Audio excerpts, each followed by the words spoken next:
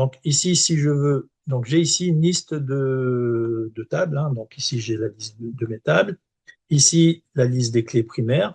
Et tout cela correspond à des champs spécifiques de chaque table.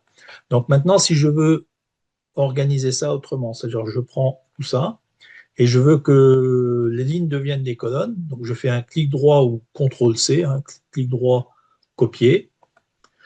Je viens quelque part où je veux le recopier, je fais un clic droit et je viens ici dans Options de collage et je viens dans Transposer. OK? Et là, j'ai donc les colonnes, enfin les lignes qui deviennent des colonnes. Ce qui fait que maintenant, on se rend compte de ce que c'est qu'une base de données en analysant un peu l'ensemble de ces champs. Et on voit que finalement, lorsqu'on a besoin des champs du point de vue d'un affichage, que ce soit au niveau d'un état ou d'un report, tout ce qu'on veut, ben en fait, on a besoin de l'ensemble de ces éléments-là qui se trouvent ici. Donc là, c'est un ensemble d'éléments de mon besoin, on va dire. OK? Et donc, il faut absolument que chaque élément soit classé suivant l'entité ou la table qui va correspondre. D'accord? Et donc, logiquement, de base, tous ces éléments-là, d'accord? Tous ces éléments-là, c'est les éléments qui, au départ, normalement, c'est du vrac. C'est-à-dire, en gros, j'ai quelque chose qui correspond à un besoin, donc je le fais ici, d'accord? Tous ces éléments-là, je pourrais tout simplement, dans un premier temps, me poser la question de savoir, et donc là, je vais les mettre les uns après les autres, comme si je les prenais en vrac, d'accord? Et donc, j'ai besoin de tous ces éléments-là. Voilà. Donc, je fais les choses à l'envers, hein, mais c'est un peu, c'est ça le travail qu'il faut faire au départ. Donc, j'ai ici les différents éléments de base. Alors, je descends un peu plus bas pour mettre tout le reste. Hein. Et ensuite, je vais avoir donc à réfléchir tout simplement à comment on va mettre chaque élément dans chaque table. Voilà, hop, je vais couper et coller. Et comme ça, on a en fait, dans un premier temps, voilà, toutes les informations dont on a besoin, quel que soit le besoin, en vrac. OK? Et donc, l'objectif, c'est quoi? Ben, une fois qu'on a l'ensemble des éléments, hormis les ID, hein, bien sûr, puisque les ID, on les fabrique après. Donc ici, je vais faire de sorte de mettre les ID avec une couleur. Donc je vais mettre une mise en forme conditionnelle.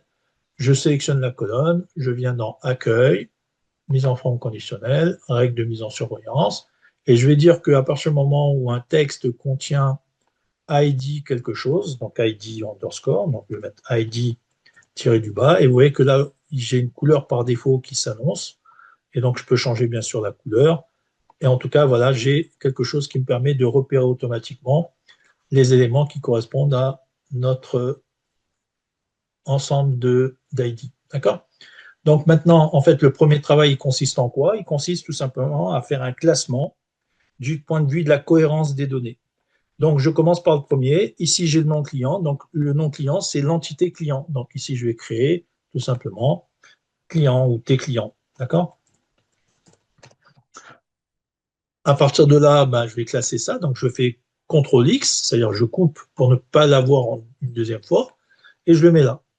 Ensuite, le nom de contact, l'adresse, ben, c'est pareil, il fait partie de mon client.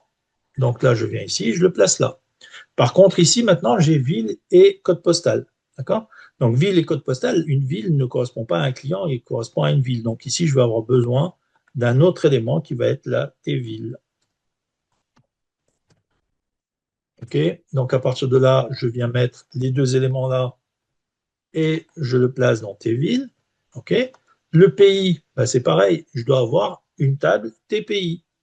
Donc là, je vais créer ici TPI. Et donc, le pays, ben, je le prends et je le mets ici.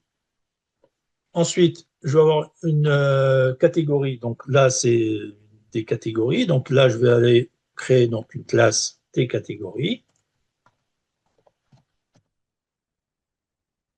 OK. Et je viens prendre ce qui va concerner les catégories. Donc en gros, ici, je vais avoir le nom de la catégorie et la description. Voilà, donc je prends uniquement cela et je le mets en rapport avec ça. Maintenant, cette partie-là, on a vu que ça correspond à des employés. Donc ici, je vais avoir ici à créer la T employé. Et à partir de là, je viens récupérer l'ensemble des éléments qui correspondent à cet employé. Donc là, le nom, le prénom, la date de naissance, une photo et une note. Donc je fais CTRL-X et je viens le mettre ici. Ensuite, on voit ici ben, les ID. Donc pour l'instant, je ne m'en occupe pas. Disons que ça vient, c'est dans la logique du après. C'est-à-dire une fois qu'on a fini de faire le classement, on vient s'occuper des ID. Il nous reste ici la quantité. Donc la quantité, ça fait partie de la ligne de commande. Donc ici, on va faire tout simplement une table T ligne commande. OK. Et à partir de là, donc je viens récupérer ce qui va correspondre à ce besoin. Donc j'ai ici quantité. Donc je fais CTRL-X et je vais le récupérer de l'autre côté. Voilà. Et à partir de là, donc il me reste la date de commande. Donc ça fait créer une table qui va correspondre aux commandes. Donc ici, T commande. Et je vais récupérer donc ce champ de façon à le classer comme il faut. Donc je fais CTRL-X sur la date de commande et je viens le récupérer ici. OK. Ensuite, il nous reste quoi? Ben, il nous reste le nom du produit. Donc le nom du produit ici, il est produit. OK. Donc là, on va créer notre table produit. Donc T produit. Et à partir de là, donc on vient récupérer ce qui va concerner le produit. Donc là, je le place où il faut. OK. Et donc, on va voir ce qui va rester du produit. On a donc l'unité. Donc ça, c'est suivant ce que c'est, hein. Le prix. OK. Et donc après, on va avoir les éléments qui sont en rapport avec le transporteur. Donc on prend ces deux éléments-là, on le met dans le produit. Voilà. Et ensuite, on va avoir, donc ce qui reste, ben là, c'est le nom du transporteur avec le téléphone et le nom du fournisseur avec le nom du contact, l'adresse, etc. Donc ici, on va avoir un transporteur. Donc là, je vais créer l'entité, donc la table T transporteur.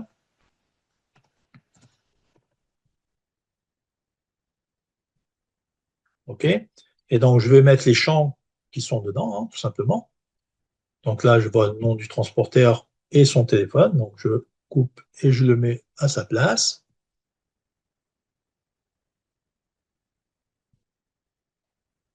Voilà. Et il me reste quoi comme élément de mon besoin? Ben, il me reste uniquement cette partie-là. Donc, le nom du fournisseur avec le contact, l'adresse, la ville, etc. Donc là, c'est une table fournisseur qu'il me faut. Donc, je vais créer une autre table qui va correspondre au fournisseur. Donc, je vais mettre ici T fournisseur. OK. Et à partir de là, je viens prendre tout ce que j'ai besoin par rapport à ce qui me reste. Donc, j'ai ici le nom du fournisseur, le contact, l'adresse. Mais donc la ville, par contre, ben, je ne la prends pas puisqu'elle n'appartient pas directement à ce fournisseur, hein. Donc je prends tout ce que j'ai besoin. Voilà. Et maintenant, le problème, c'est qu'il me reste, dans mon besoin de ce que j'ai analysé, il me reste des éléments qui correspondent au fournisseur. Tout à l'heure, ça correspondait au client. Mais maintenant, c'est les fournisseurs. Donc ici, la ville, le code postal et le pays, j'ai déjà les éléments qui ont été répartis. D'accord? On les a ici. Donc, ça veut dire que pour respecter la règle de l'absence de doublons, ben, ça veut dire tout simplement que ce besoin qui est là, en fait, j'ai pas besoin de le refaire une deuxième fois. D'accord? Donc ça, je le supprime tout simplement. C'est en doublon. C'est, on va dire que c'est une information en doublon si je devais la remettre. OK? Donc je la supprime. Et la table ville, va servir à la fois au client et à la fois au fournisseur. OK? Et donc, pour cela, on va créer donc maintenant tout ce qui va concerner les ID. Donc ici, je sélectionne, je fais insérer une ligne, et à partir de là, je vais faire de sorte d'avoir les éléments qui correspondent. Alors, je vais mettre une petite formule rapide pour qu'on voit ben, comment on fait tout simplement une concaténation. Donc, on va mettre égal concat et on va sélectionner donc la formule. On va mettre guillemets ID tiré du bas, guillemets en nouveau. On va mettre un point virgule et on va sélectionner la cellule qui est en dessous. Voilà, et on ferme la parenthèse. Ça fait que maintenant, j'ai ID, non client, qui est formé. OK? Donc ici, étant donné que j'ai mis une formule, vous voyez que la formule est là. C'est-à-dire que j'ai mis le mot ID underscore avec les guillemets en rapport avec la cellule E4 qui correspond à ça. Donc, si j'ai bien constitué, on va dire, l'ensemble de mes données, je peux faire un copier-coller de cette formule ici, d'accord? Également ici, également ici, également, alors ici, peut-être pas parce que je vais avoir un problème, mais en gros, j'ai quand même déjà, vous voyez, ici, j'ai l'ID ville, l'ID pays, l'ID non catégorie. Et donc ici, je peux, on va dire, mettre tout simplement ID employé. OK. Ensuite, ici, on va voir l'ID ligne de commande. Pardon, une commande. OK. Et ensuite, on va voir donc l'ID commande. Et là, donc, ID, pardon, ID produit. Là, on va avoir ID transporteur. Et là, on va voir ID fournisseur.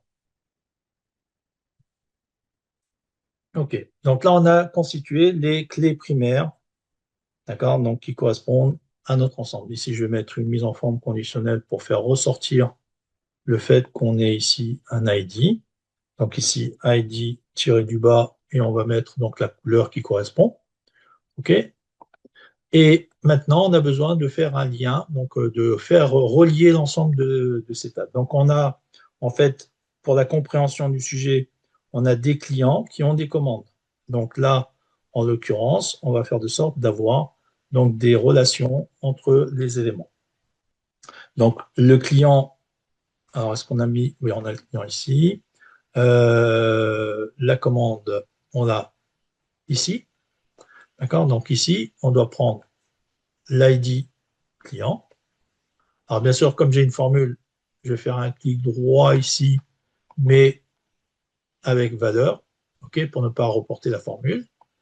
Donc ici, j'ai bien l'ID non client qui vient se mettre là. D'accord? Ensuite, je vais avoir besoin de la deuxième partie. Donc là, j'ai le client qui a une commande.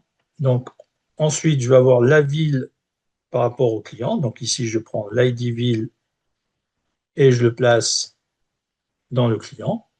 Je vais avoir besoin aussi de l'ID ville pour le fournisseur. Donc je vais potentiellement le mettre ici. OK. Pardon, j'ai fait un copier-coller avec la formule. Vous voyez que là, il y a un problème. Donc je fais CTRL Z et je fais ici un clic droit, valeur. OK. Alors après, il nous faut l'ID ville, je peux aussi le placer dans le transporteur si j'ai besoin de la ville, hein. Donc je peux aussi faire ça, hein. Et copier-coller ici, donc je vais avoir. Vous voyez, là c'est le doublon qui disparaît, on n'a plus de doublon. Et j'ai aussi la possibilité de mettre la ville dans l'employé si j'ai besoin. OK? Et donc je vais mettre ça comme ça de la même manière. OK? Ensuite, qu'est-ce qui nous reste comme élément? Là, en rapport avec ce qu'on a ici, donc là je vais prendre ça, effectivement. Toc. Voilà. Alors maintenant, le client, donc, il est OK. La ville, c'est la plus, enfin, c'est une table de référence. Le pays, c'est pareil, c'est une table de référence. On peut mettre aussi maintenant l'ID pays au niveau du client. Donc, copier. Ici, clic droit, valeur. Voilà. Et on peut aussi, donc, de la même manière, si on veut le pays des personnes qui ont une ville, on peut aussi le placer de la même manière. OK, donc là, on va venir ici, on va venir ici et on va venir ici. OK, donc là, ça c'est OK. Ensuite, on va avoir besoin de quoi? Donc, on a notre client avec les liens avec ville, la ville qui est toute seule, le pays, donc c'est OK. La catégorie, donc il est en rapport avec le produit. Donc là, on va aller prendre l'ID catégorie, donc copier avec le produit. Donc, on va récupérer ça comme ça. Ensuite, du point de vue de l'employé, donc là, on a un employé qui est en rapport avec une commande, hein, puisque c'est un employé qui gère une commande. Donc, on va prendre l'employé et on va prendre ici la partie commande. OK? Et une fois qu'on a ça, ben, on a maintenant la commande en rapport avec la ligne de commande. Donc, on fait copier-coller ici. Et donc, une ligne de commande est en rapport aussi avec un produit. Donc, je prends le produit et je viens mettre ça également ici. OK? Et donc là, maintenant, on va avoir une table, enfin une base, on va dire logiquement faite par rapport à l'ensemble des besoins du sujet. OK? Donc, on a le fournisseur. Ben, le fournisseur, c'est par rapport au produit aussi. Hein? D'accord? Donc, on peut mettre aussi le fournisseur par rapport au produit. Hein? Le transporteur, ben, c'est en rapport avec la commande. Donc, on va prendre le transporteur et on va le placer au niveau de la commande. Voilà. Et donc là, vous voyez qu'on a ici une base constituée avec au départ un ensemble de besoins qui correspondaient à des informations en vrac. Dans un premier temps, on fait du classement en fonction de chaque entité donc, qui va correspondre à une table. Et ensuite, on place les ID qui vont correspondre aux identifiants uniques, donc les clés primaires. Et ensuite, on met les différents liens qui existent du point de vue de la logique du métier. OK? Et à partir de là, après, il n'y a plus qu'à remplir les cases au niveau de notre base de données. Donc, c'est important de bien concevoir les bases avant de les créer.